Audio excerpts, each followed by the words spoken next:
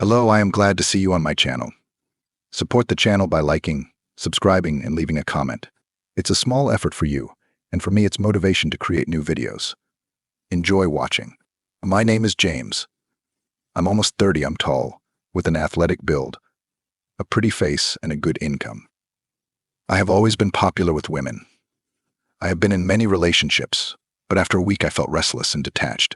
I think this was because I was always afraid of vulnerability. The deeper the connection, the more insecure I felt.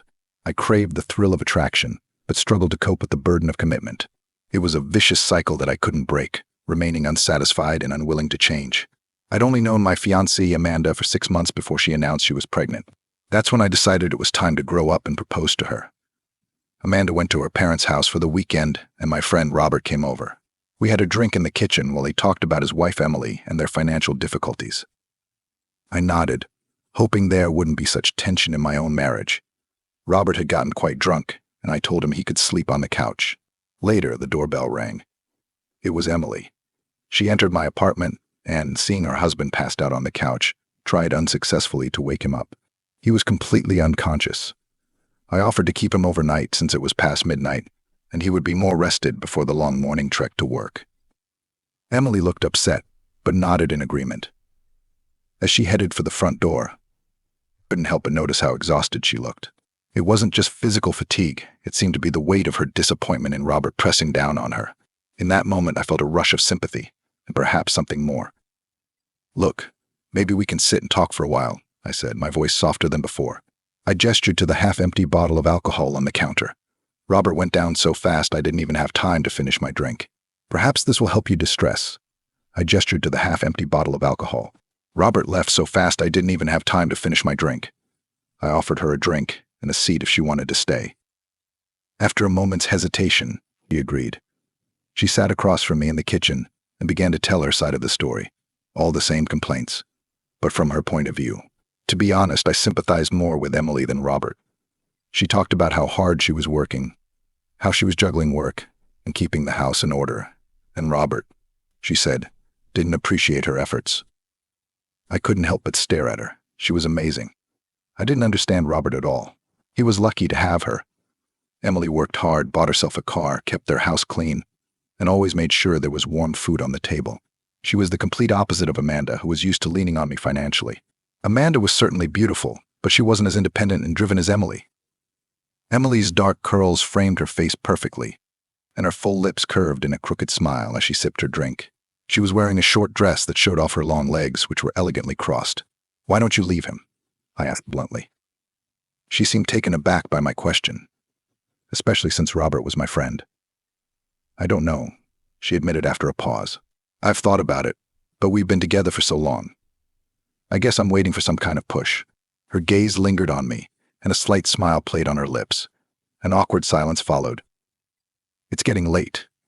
Time for bed," she said, getting up and starting to clear the table.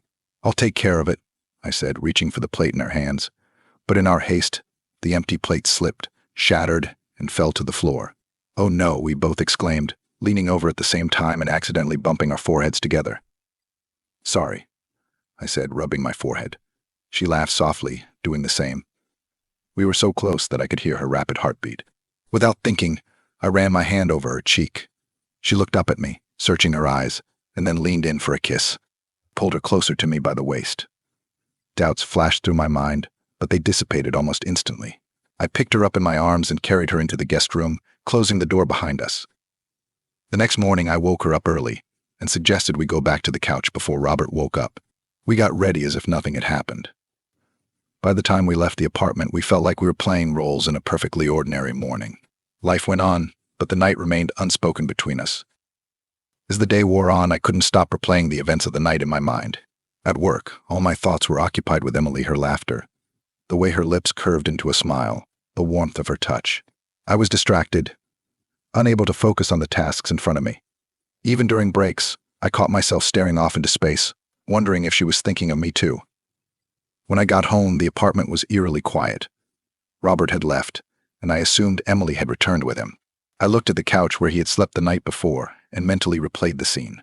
It seemed surreal, as if our intimacy had been a fleeting dream. But it wasn't. It had happened, and I couldn't ignore the pull toward her. Days passed, and I tried to chase thoughts of Emily away from me. Amanda returned from her trip, and life seemed to fall back into its normal rhythm. But the spark I felt in my relationship with Emily was still there, casting a shadow over my interactions with Amanda. Every time Amanda talked about wedding plans or a baby, I nodded and smiled, but my heart wasn't in it. Guilt gnawed at me, but I couldn't bring myself to admit what had happened. One night, as Amanda was going over the guest lists, my phone rang. It was a text from Emily. "Hi, can we talk?" My heart raced as I looked at the message. 1,000 thoughts raced through my head. Should I respond? Should I ignore it? After a moment's hesitation, I typed a reply.